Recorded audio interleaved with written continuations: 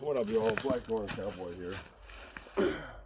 We are out today in the woods, somewheres over yonder, and we're doing some shooting, some chainsawing, and drinking some coffee, and just having a good time.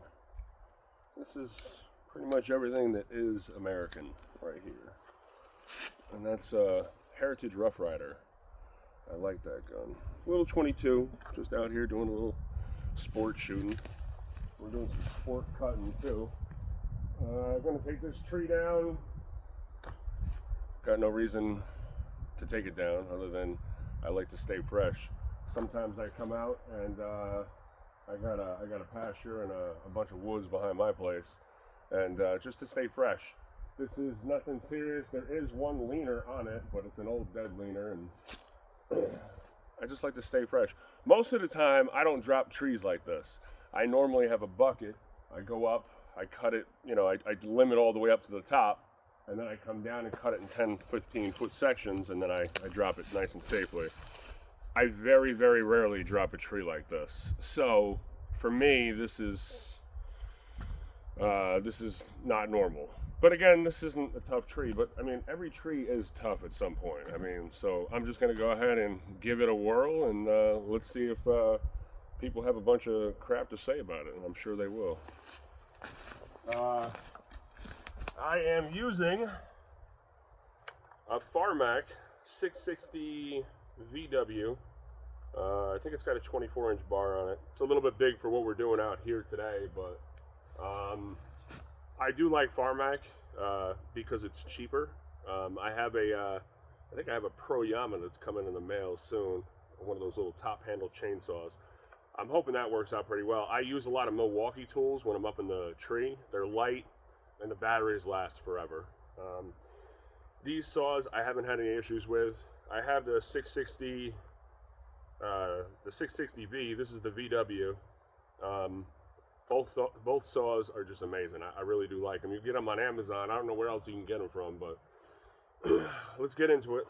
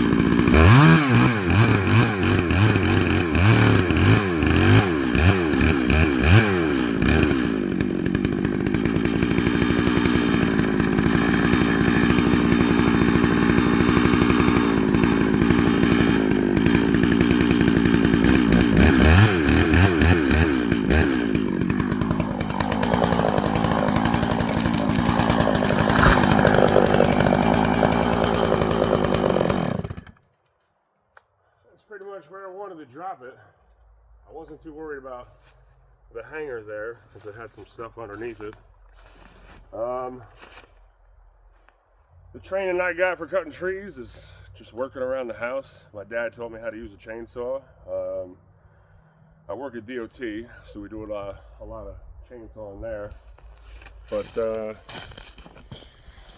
be honest with you, I ain't too smart when it comes to trees anyways. I don't think anybody is. But this is how I did this cut. I'm sure I did it wrong. But like I said, I normally cut from up in the tree. I don't know what this is.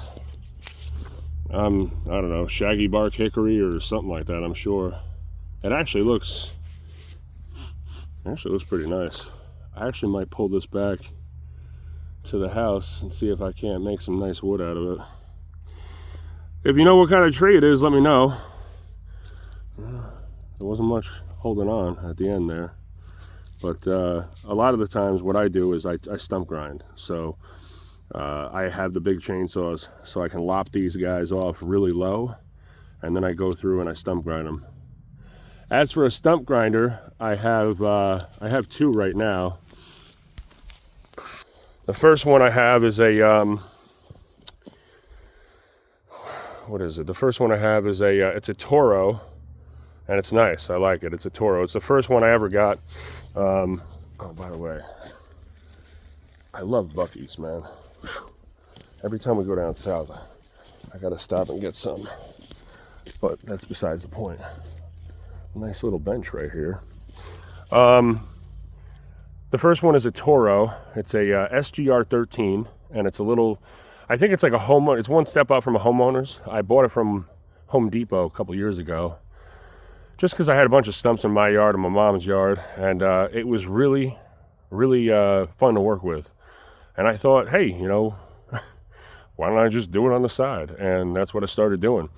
And then eventually, after the first year, I upgraded the wheel on it to a one of those newer wheels, like a Rock Guard wheel, and it works pretty good. I like it. I ended up buying another one that I saw on Marketplace. It was a DK Power 14 horse. The Toro's a 13 horse with like a, I don't know, like an 8-inch wheel or something like that. This one has like a 10-inch wheel, and it's a 14 horse. Not too much of a difference in power, but the one thing I do like about the DK Power one is it has a start key on it, so you just turn it and, you know, it starts right up, no problems. It also has a hitch mount on the front, and I just found out there's one on the back too. I didn't even know about that. But I can hook it up to my my John Deere, because most of the time when people have me do work, it's in their front yard. But occasionally I get somebody, a farmer, who's like, hey, listen, I got this tree out in the yada yada over yonder.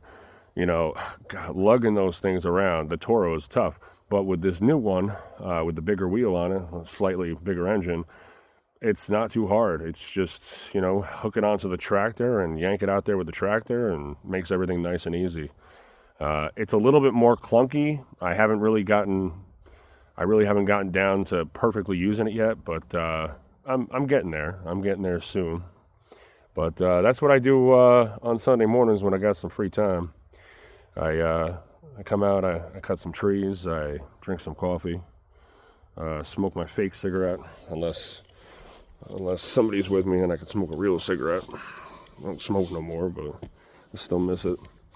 And I have my coffee out of my Buc-ee's can, and I just get some practice in. Like I said, I don't do tree cutting that often, so you know, I don't have the PPE and all that stuff on, but when I'm out on the job, I usually do. This was just a couple of quick trees that I just wanted to drop and kind of clear an area out here, and just keep going. Every couple of weeks I come down here and just keep practicing, you know. One thing I don't want to do is, I don't want to do this on accident on somebody's property and drop it the wrong way. So I you know, before I mean, you guys are professionals. You guys look at a tree and go, okay, we're going to go that way. I cleared out all the way around the tree, and I looked at it 15 times and stood there and stared at it. I had my coffee and stared at it. I had my fake cigarette and I stared at it. And I was fairly certain the stump is right there. That it was going to drop this way, right over here.